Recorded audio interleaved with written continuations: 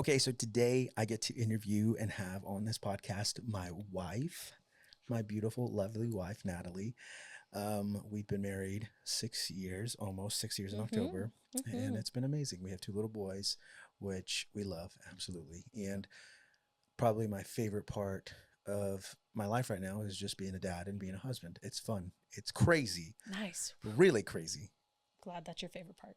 Yeah, but it's fun. I love doing it. But anyway, today we're going to talk about um, leading people and the experiences that we've had leading people in a volunteer space or, managerial space, Yeah. just what that's been like. And we're going to talk a little bit about, some of a lot of the good things that we've experienced out of that. Now, there's some bad stuff that some negative, I wouldn't say bad, but some negative things that we've had to overcome and learn when it comes to leading people. Sure. But But most have experienced those kind of things. exactly. So, let's talk about this. We've had the Yeah. opportunity to lead several hundred people before, Yeah. separately and together. Separately together. Um, All the we've, things. and when I say lead, I mean like we were in leadership roles over volunteers at our Yep. At our churches, churches. or at different events. I've had the opportunity to do that as well. Mm-hmm. So that is a cool aspect Yeah. when it comes to leading people. What does that look like? And for me, leadership. Have very much a lead by example mindset and style, I feel like. So Yeah, if you I'm do. leading somebody, You absolutely do. I You just, want to show people what it looks like to be a great volunteer. yes, Or to be a great, you show people what it looks like to support others well. And so then when you come in and lead them, you're like, I already taught you how to support these people, and now I'm expecting you to do the same. absolutely. And a lot of times that does work. I feel like it's worked really well Yeah, in a absolutely. lot of instances because for that example, like you've seen how I can do it, and now I'm empowering you to do it the way I did because we know it works. Yeah, absolutely. Or when I'm leading people and they've seen something not work, I use that example for myself and be like, and that's why we don't do this. And that's why this doesn't work. That's why this doesn't work. We're Did you not going to see do that again. that failure just happened? That Okay, I we did. can never do that again. Yes. And I'll own it. And I mean, Yeah, sure. that's the type of person I am. If I make a mistake, I'm going to own it. Sure. And I'm not going to hide it or shy away from it because Yeah, that's important. it's important. Well, that's how you build that relationship with people. So Yeah. I know a reason why we started this conversation is because I was at a conference this weekend at a church that we attend and I used to work at. And great, awesome. And my sister came with me. And if people have a personal relationship with me and my sisters, I am very, very extroverted and will talk to anybody. I'll talk to a wall for hours by myself. This is true. It's all the time. But my older sister, that's not what she loves to do. She definitely loves building connective relationships, but she's not like a, hey, hey, hey, hey, as you walk through a lobby.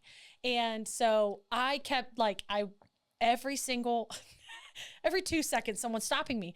Natalie, oh my gosh, it's so nice to see you. Oh my gosh, we miss you so much. Whatever, the whole time. And it was funny because it's just kind of like how it is every time that we go to this location that we were at because we served there for, I think it was 2.5 years. Since the planning of this location or this building. And when she finally, at the end of the conference, it was middle of the day, we're standing there just drinking some fruity water. And she said, I need you to know that you are an introvert's worst nightmare. I was like, I'm sorry. She said, so many people are talking to you. She's like, it's not necessarily that she said, thank you for introducing me to everyone. I love that. And I don't have a problem with that, but we can't just walk through the lobby. We can't just go anywhere. Every single person is wanting to stop and talk to you. And it's fine. It's just, I just wanted some water. So we laughed about it. And I just thought about it a lot. Why is that the case? Yeah, I know I'm really bubbly and outgoing and all these things, but how many times have people left from where they served or a job or whatever, and the person that they served with or the people that they worked with or the people that they managed don't talk to them when they walk past? And it's because they had some type of negative experience. And I am thankful that wherever we go, we've worked at a couple different churches together. You've worked at a couple churches before we were dating. when we go back to any of these places where we worked or were there consistently, or even volunteer, like there's a church that we help with every few Sundays or whenever they need us, like they all want to stop and talk to us, and their worship team like loves hanging out with us. It's because we've learned how to lead well. It's because we've learned how to like care about people. It's so interesting to me that people need to be cared for and that leaders don't do that. Yeah. And I'm like, okay, so there, I remember specifically when we were in Texas. Yeah. There was a volunteer in kids, and their kids were in youth, and their youngest son was in the hospital. And just like an asthma situation, but he was there multiple days. Yeah. Do you remember when we went and just sat with them? Mm-hmm. And to this day, she still interacts with my social media and says that, and she will every once in a while message me on Facebook and say, we really miss you. And I'm like, I was there for 6 months. I was not there that long. And it's just, people need to be cared for. Yeah. Isn't that shocking? Wow.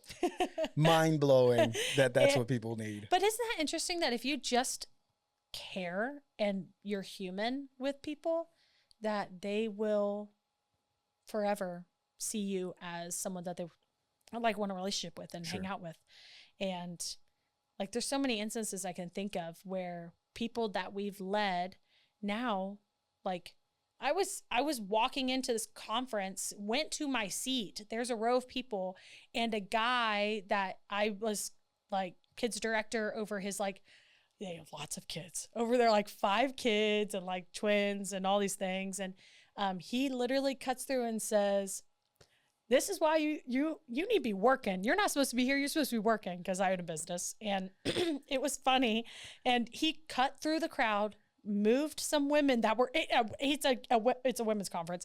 And he was like, gave me a hug. And I was like, that was kind of crazy that he like was like, excuse me, Natalie. And I was like, okay, hey, bye. Like, you know, it's just, I'm very thankful that we kind of learned how to do that early on and just learned that, I mean, ministry is so much more than what people do for you, but it's how you connect with people and love and serve them. And now a lot of people we did ministry with are clients of ours, or we work with them, or, you know, we just do life with them, friends with them now. Yeah. Ministry, in leading off of what you're saying, is it's that interpersonal part. Absolutely. It's so much more than the title or the platform and the position. It's so much more than that. Ministry is the interaction that you're having with the person while you're serving at wherever it looks like. If you are missing that connection piece, you're not going to have it later on when you're trying to have that person do something for you. There's going to be no connection. They're going to feel like, oh, I'm just another number to them. I'm just another like check on their list. Absolutely. They don't actually care about me and what I'm going through. Yeah. Which always that like was hard for me a lot of times. And when I did it unintentionally, when I was in that go mode, I was so focused on doing the job that I missed talking to the person. I would immediately stop myself. And I did it quite a few times where I was just like in go mode, and I would say, hey, we got to do this. Hey, we got to do this. And then I could see that something was wrong with that person. And I'd be like, oh, Joey, stop what you're doing. Stop walking and talking so fast. Yeah. Talk to that person for a minute. They are a person. They are not a button that you push to do things. They are an actual person. Yeah. Yeah. Well, you many times had to like stop me and be like, slow down. That person just tried to talk to you. Yes. And I'd be like, oh, something's happening there. Okay, let me go back. They're giving me cues that there's something more going on in their life. Yeah. Sorry. I mean, I remember when I was in my largest leadership capacity of like having like over 100 different volunteers. And that was, and like multiple staff members. That was a really pushing season for me to be able to manage all these people and care for them while still doing the job. And I remember when someone joined my team, they were going through a major life event, and I had no idea. Like major things falling apart in their family, brokenness, sadness, horrible, and just coming every Sunday. I had no idea. When I finally found out, because like the team member who serves with them finally found out and they told me, I was like, hey, I want to know about these things in your life because I want to be able to, one, pray with you, and two, be able to tell you like, you need to take a break. Not because, but if you want to serve, you can, but also like call me if you need a Sunday, like if you have to go to a hospital or go visit a family member or whatever on a Sunday. And they were shocked. And I was like, what was your experience before serving here that made you feel like you couldn't share that with me? Like you had to hide that from me. Like, you know, when you work at a job in a corporate environment where you're like, I can't show what's going on in my personal life because they'll judge my work by it, or they'll judge like, or they'll won't give me a promotion or a raise or whatever. That's not how doing ministry or even leading in, that's not how corporate America should be, but is what it is. And if you are a leader in any of these environments, that is something to recognize, is like being able to say like, my people know that they can come to me and I'm not going to change the way that I treat them based off of situations that are going on. At the same time, you do care and you do love and you do like show that level of compassion, the hands and feet of Jesus. People don't come to your ministry to serve because they're required to. Like, yes, there's lots of biblical examples of why serving is good and why caring for others in the church and why building the body of Christ is good and serving in your local church is important. But they don't have to. And so if you treat them like they have to be doing what they do, then you're going to lose connection. And I always wanted to have the ministry that people wanted to be a part of. Yeah.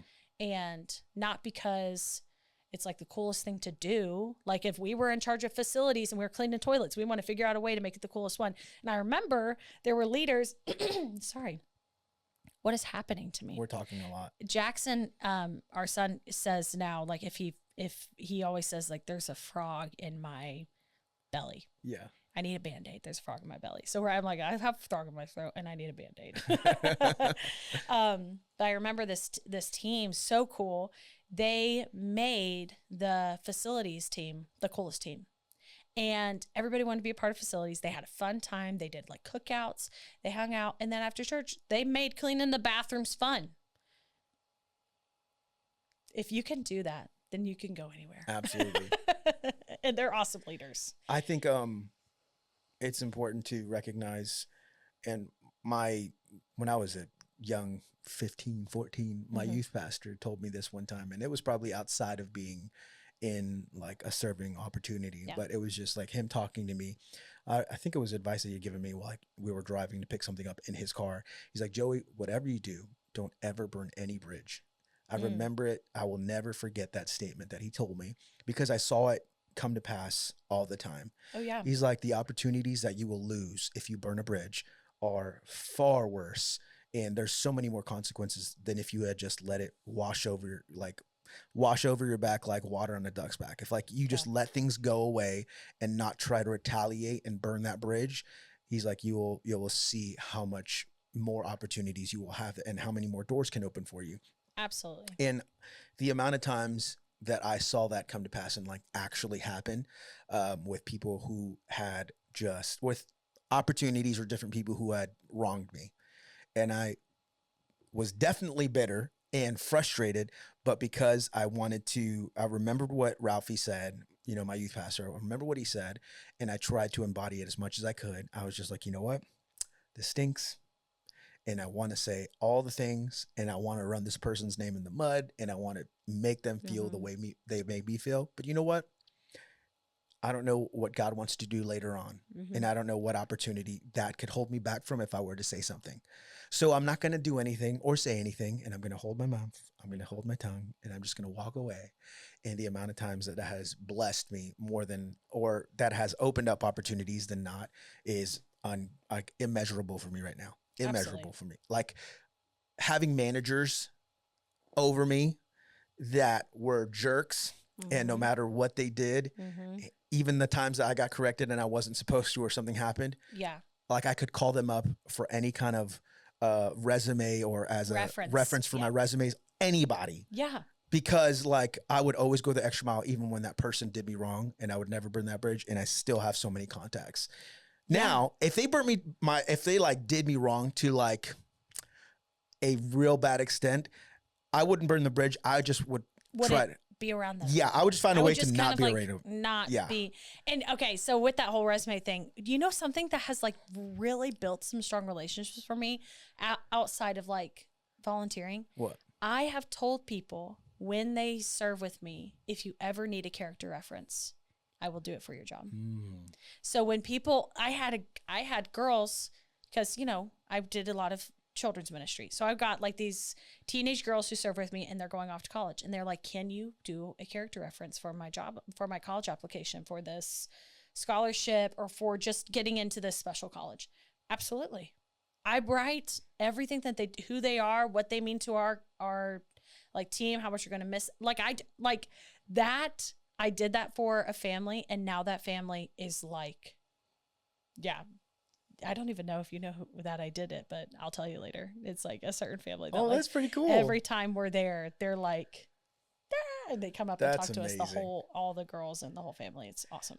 Oh, so man. anyways, that's a separate thing. But like when it comes to like leadership, one, we know not to burn any bridges, right?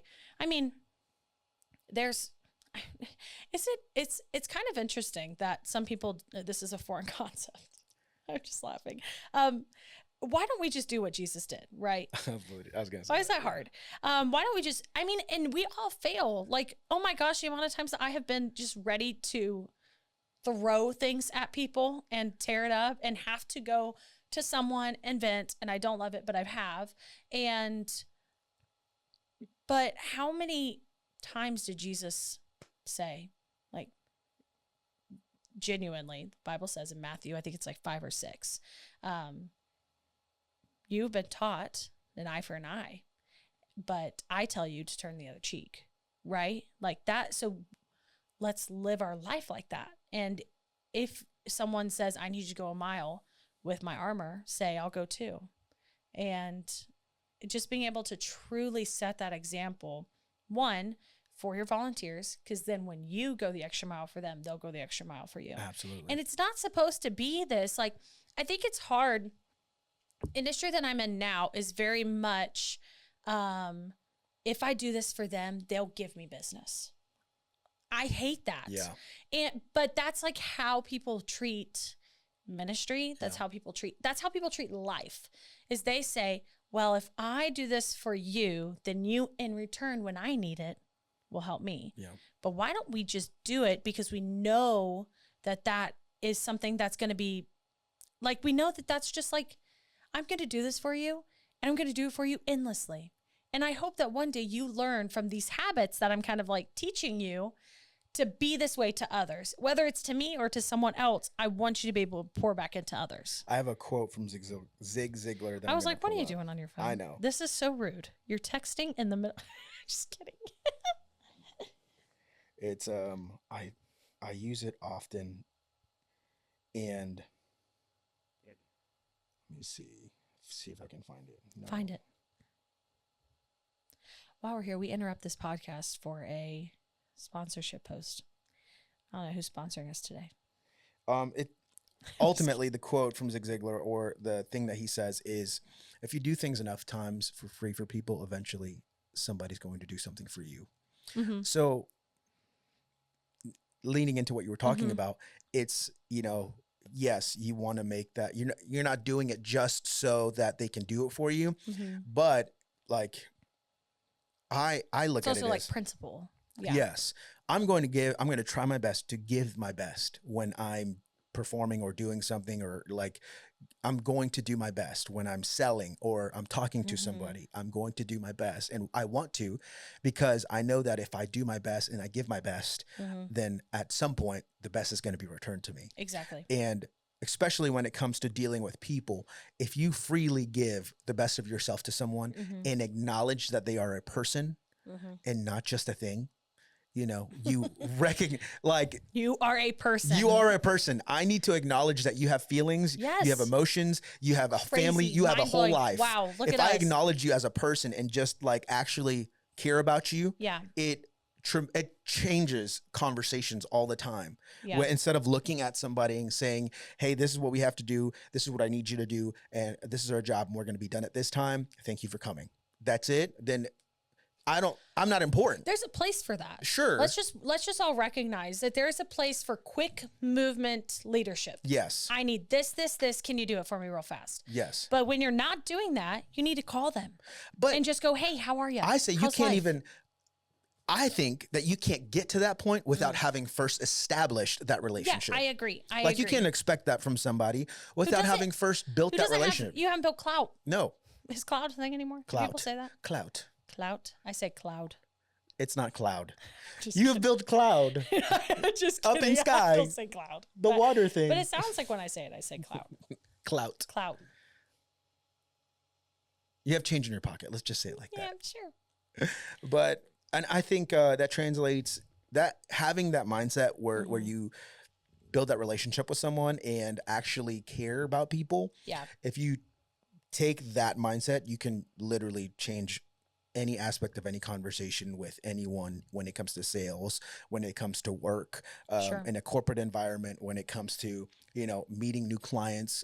I think that is such a missed thing that is not taught, in schools. It's not taught anywhere, which is unfortunate. And it's hard for people to grasp that concept of, I need to actually talk to you like a person. Yeah. So, okay. So I real life example. So I had a client opportunity come in. I sat down with them and they were really quiet. So I just got right to it.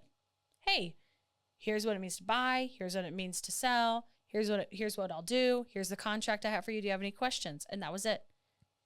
They text me back a few days later. We've picked someone else. Man, what did I do wrong? I went through all my stuff. They wouldn't talk to me.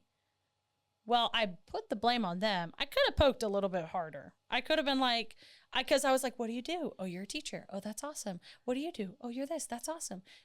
Tried to build some connection points. And then they were just very much like, give us the info and we'll move on. Well, I'm sure someone came along and got them to talk, got them to build a relationship with them. And then they're like, oh, I trust this person with buying a house. Right. So, but there is a couple that I sat and went to coffee with and just talked. Yeah. And they were one of the most fun clients I had. Yeah. But it's because they learned about me and I learned about them. And when I went and met up with them another time, I asked about their dog again or their sister that's getting married or whatever. And they were like, oh, she remembers these things about me. Like, yeah, absolutely. I do. How's this going? How's this? How's the job search going? That change, one or two things changes people. Yeah. Why is it hard? Yeah. Why is it so hard? And I know really the reason why it's so hard is because you have a job to do. Yeah. These are volunteers. They're here to hang. They're here to have fun. They're here to hang out. They're here to do all the things. You're on business. You're on business. Yeah. I got work to do. I imagine the stress of a production team at a church or an operations team at work. You got stuff. You got heavy stuff. You're not like sales, cutting up, throwing a football while you talk to someone on the phone. It's you got real heavy stuff that you're dealing with. And if it doesn't go right, everything could fall apart. Yeah.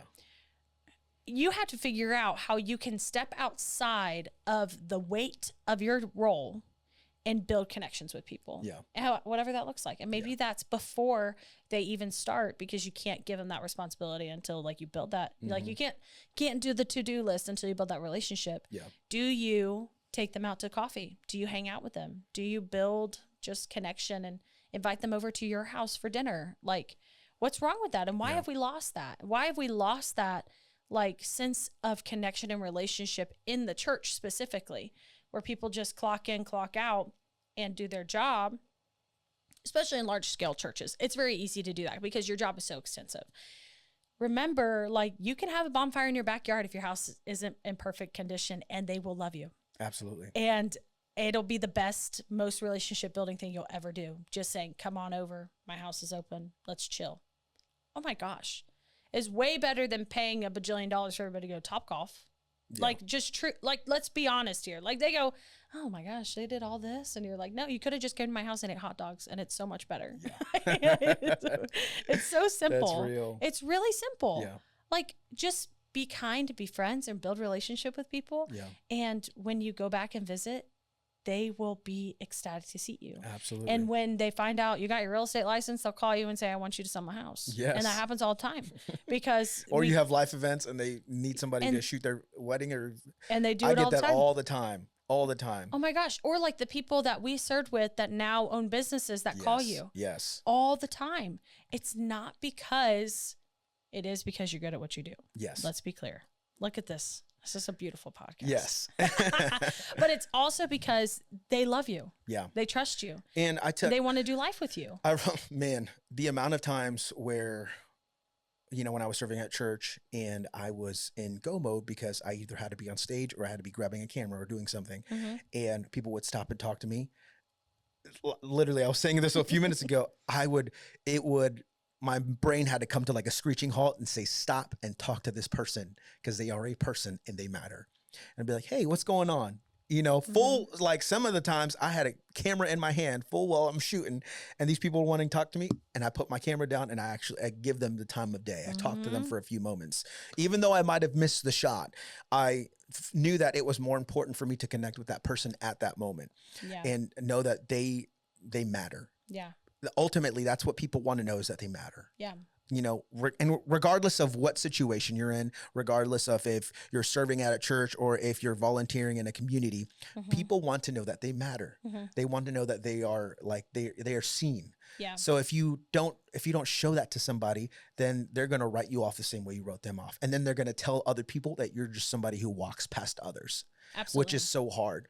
I think the place that I learned how to most easily connect with people and show them value, and this is silly, but was when I was teaching little kids how to play drums. Really? Yes. Not to say that kids, people are man. Not to say that people are like little kids. Little kids, they change you. Oh my goodness. Working with little kids changes you. You can it was so easy to see the like what my words meant, the weight my words would carry when I would encourage somebody. Yes. And even when I was correcting, and not in a mean way, but when I would correct and be like, hey, buddy, we can do that, but it's not going to sound the way you like. Let's do it like this, and let me show you what it's going to sound like. That's why I do the whole lead by example thing, is because like if I show you that you can do it and that it's easy to do, then you're going to be like, oh, then I can do it too. Yep. And then I encourage and support and rah like crazy, just to help that person recognize that it is doable. But I remember seeing little kids play the drums for the first time, and I could get a little kid from not playing anything from week 1 to week 4, they were playing a full song on a drum set. And you could see, even from that first interaction, they would grab the sticks and they were so nervous. And it was like, this kid, my first one was like 6 years old. And he was so nervous because he like knew I knew how to play drums. And I was probably like 20, 22 at the time. And I'd show them, all right, here's what we're going to play. And I do a fun little groove for them, boom, boom, cut. And the kid would just look at me like, okay. And then he'd get the sticks and he'd try it and he gets so nervous. Yeah. He'd be like, it's okay, buddy. We're going to start with some basics and I'm going to do it with you. And then I'd cheer them up and encourage them the entire time. And then it was always because they're little and they're so intimidated, like they don't know how to communicate to you. And I'd be like, and I would try to put my head, okay, where's he at mentally? What kind of things would he like right now? And I also was intentional about communicating with the parents. What kind of things does he like? What kind of TV shows? What sports does he plays?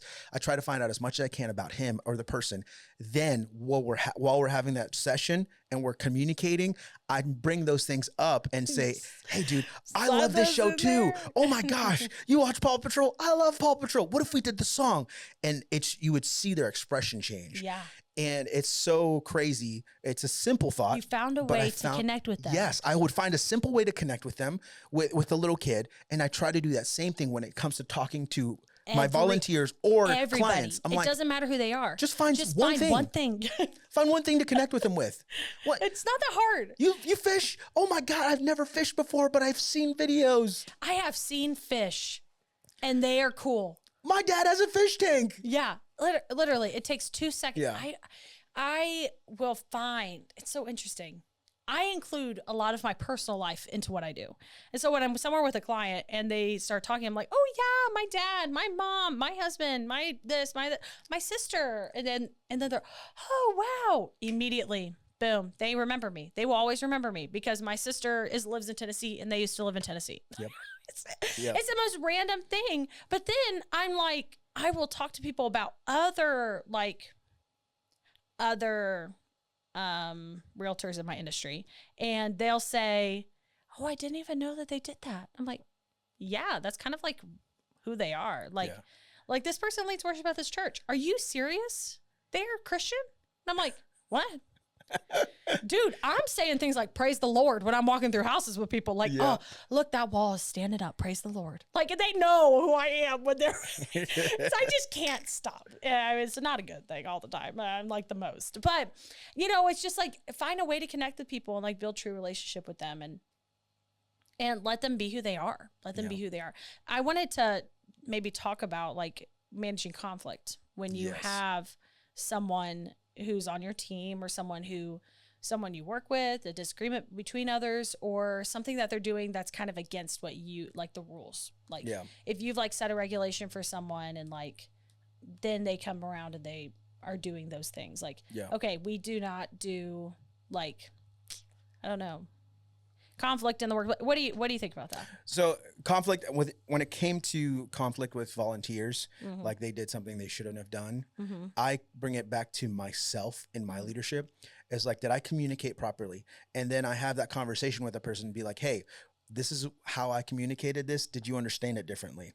And we go from there. If they say, yeah, I understood it and I apologize, I messed up. Be like, hey, it is what it is. We messed up. Totally get it.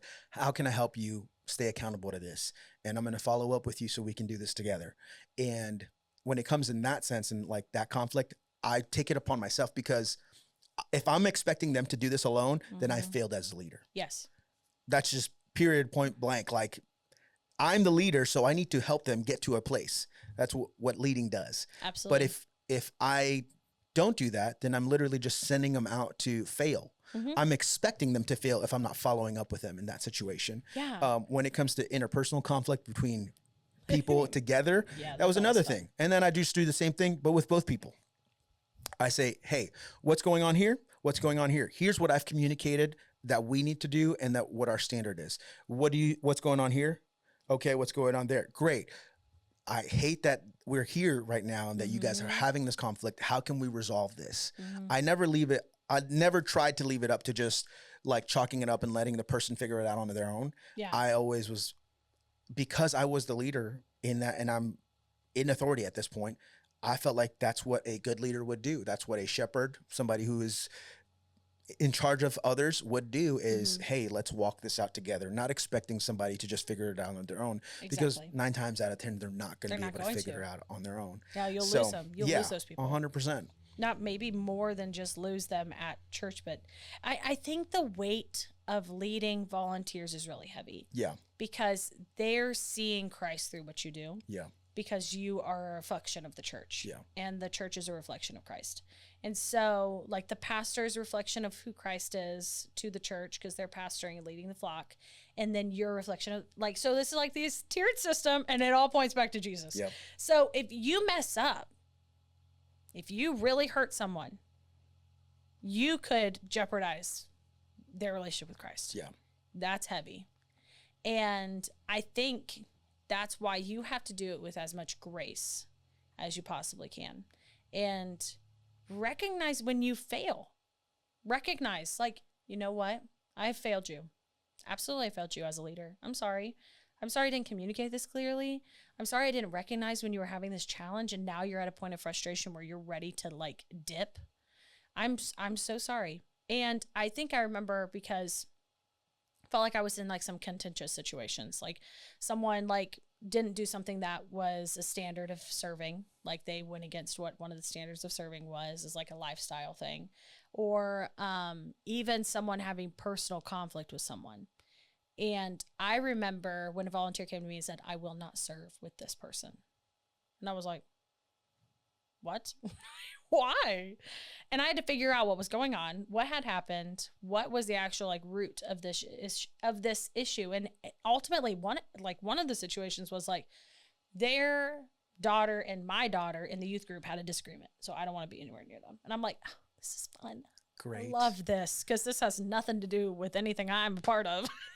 So, you know, like levels and compounds, or like, I remember one couple who came to me and said, we are no longer going to be coming to this church because of the kids ministry. And I was like, oh my gosh. I'm like, what happened?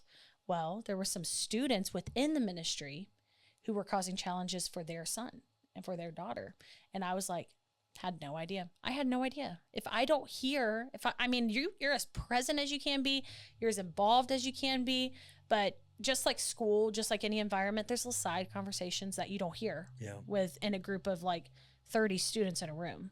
And very careful, very protective as much as we can be. And then we find out what to do. That kind of stuff is what molds how you lead. That is what will push you to lead well, is how you care for people in that process, how you connect with your leadership at church, at your business, at wherever, and wherever the conflict is. And you're able to say, hey, I'm reporting to you this happened, and this is what I did about it. And is there anything else I need to do? Just being able to have open communication with people above you, and then have an open communication with the people you lead is so important. Absolutely. I think that's crucial as well. Totes. Yeah, that felt good. I mean, thank you for bringing up that one. Ultimately, I think we as leaders need to lead not just others, but ourselves.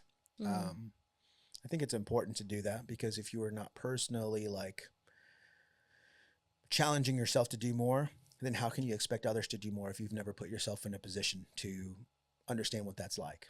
You don't understand the weight of what it means to push yourself, or to get pushed, you know, to do more, to be excellent, or to try to push your excellence level, your excellence meter, if we want to say that. Are you studying things that help you do leadership? Yeah. Are you, and not just studying by reading books, but are you listening to other leaders, people who know what they are talking about, and Absolutely. who have had the opportunity to lead others and do it well? Because if you only sit in your own circle, you're never going to get out of it without understanding that there is more beyond your circle. Absolutely. Absolutely. I mean, yeah, like for me personally, I was just talking to someone. Wow, these are all like real life examples of what I just was talking to someone about. Is I was talking to a friend of ours, like, when I was growing up, I didn't know anything about all these other famous pastors or these speakers or these writers I didn't know anything. Nothing. Because I grew up in a little bit of a bubble type of environment where we only like listened to certain pastors or certain preachers or went certain places and things like that. And so I grew up in this little like bubble.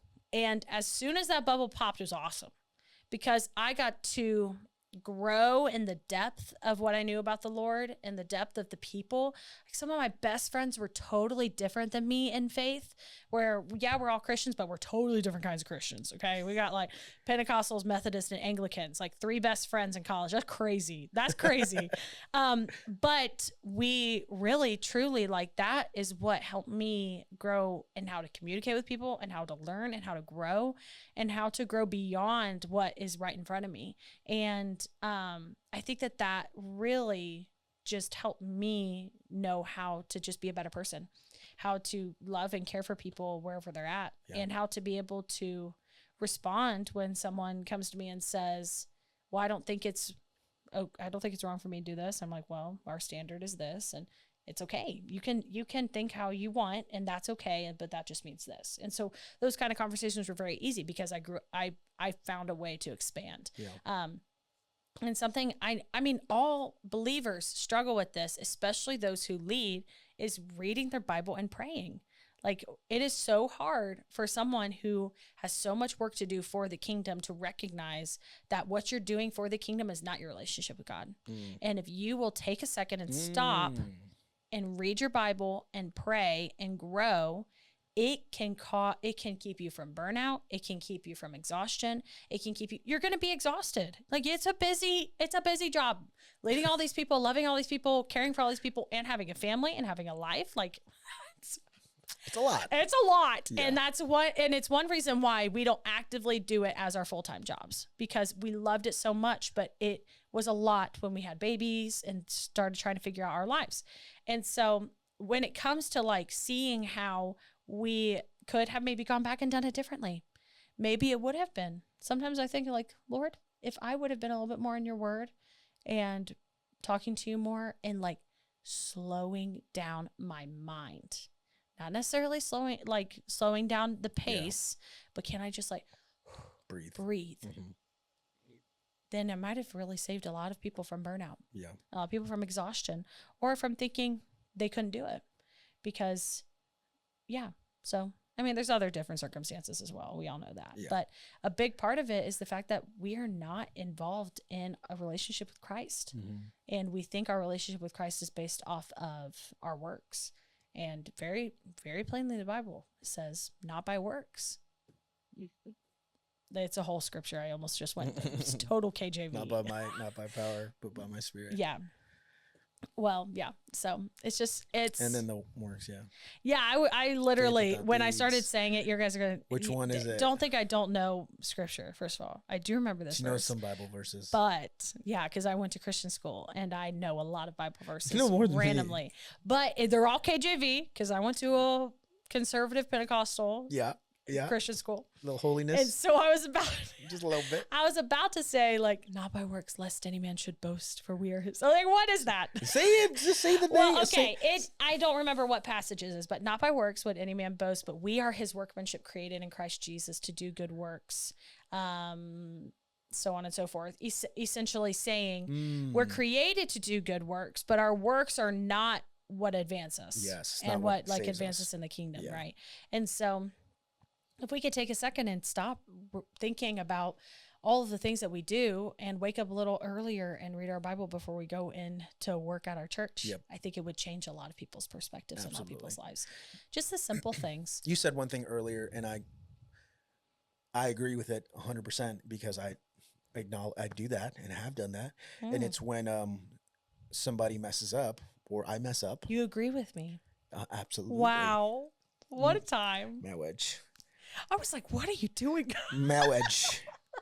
For anybody who's listening and not watching, Joey just lifted his ring finger only. And to me, it looked like he was giving the camera the bird. And I was like, why? No, but when it comes to like mess ups, I'm firm believer in if you mess up, you should acknowledge that you've messed up 100%. And not sweep it under the rug. No. I don't think that it makes you look more powerful when you don't acknowledge it. I feel like makes you look weak. Yeah, I think it makes you look weak. Mm-hmm. And not that you should look weak or strong, but as somebody who's weak as in not able to lead. Correct. Weak as in not as in. Okay, so like not as in a lesser than person. A way that people talk about when someone talks about being an ignorant person, you immediately get offended. Yeah. But it's because you have a lack of knowledge. Yes. So when you're weak, you're not able to support others. Correct. Like you're not able to lead. You're not able to be. You're not strong in that. And so if you say I'm gonna fail. Yep. Let me not say anything. Let me not tell anybody. Sweep it under the rug, and then just say, "Oh, we have a system change." Just say, "I messed up. This was what happened. I am sorry I messed up. Yeah. Here's what will help us be better." I respected leaders. I respected my leaders when they would acknowledge their mess ups. Yes. I respected them so much more and I would go further for them. Yeah. If that person like told me that they messed up, I would say, thank you for apologizing and tell me that you messed up. I'm a person to you, and now I know you're a person, but you care. You cared enough to tell me that you messed up, but you still want me to be here and you want to make sure I'm happy. I'll do whatever you want me to do. Like a minor thing. Oh my gosh. Because we have experience in like youth and in kids and things like that. We get to church and I say, all of your stuff is in the classroom, ready to go. You don't have any worries. Just come and get me if you need anything. And they go in there and their stuff isn't in there. Like, I don't have a craft. I don't have a lesson. I don't have anything. What's going on? They go in, come to me. I don't have anything. And I go, yes, you do. No, I don't have anything there. Yeah. Yes, you do. Okay, well, I'll go look again. That volunteer would go back, look again, because they're trying to do the rest. Yeah. And then they come back to me and I don't own it, but I blame it on somebody else. That volunteer has officially lost all trust There's or no love trust, for me. no And they're respect. probably going to find another team to serve on. You, Because I didn't say, I am so sorry. That is on me. I was sure that I put it in there and I totally missed. Look, I put 2 in the same classroom across over here. Let me get that and bring it over to you. And I'm really sorry. That is so minimal. And there are some way bigger situations, right? Like things go, I remember, this is a friend of mine, but when he was serving as a kids pastor, the smoke alarms went off in the church, the fire alarms, because the fog machine was going way too hard. And I mean, that's on me. He owned it. yeah. He tells a funny story. He talks about it. It's hilarious anytime he talks about it. And I'm just like, people loved working with him because he owned stuff. So I messed up. I'm sorry. That's my fault. Let's figure out a way to fix it. And let your volunteers tell you how to fix it. They know more about that classroom or know more about that serving opportunity you've put them in than you sometimes do.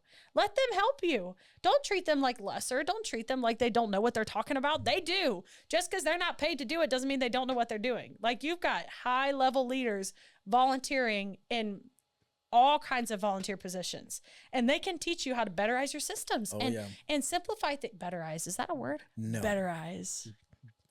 Betterize. I can see. But like improve and make things better, and let them lead with you. Let them grow in responsibility and love what they do. Like, don't limit your volunteers based off of something that you feel like they don't check a box. Like, let them thrive and excel, because a lot of times people's day-to-day life, their work is not what fulfills them. What fulfills them is what they do when they serve. Yeah. And so let them serve to the best of their abilities, and you take a step back. Don't take over a position and don't leave enough room for someone else to come in and take over what you're doing. Yeah. Always make it possible for you to move on and for someone to rise up and take over your spot, because that is how people thrive, how people grow and love. And some of the best staff members at church are volunteers. Yeah.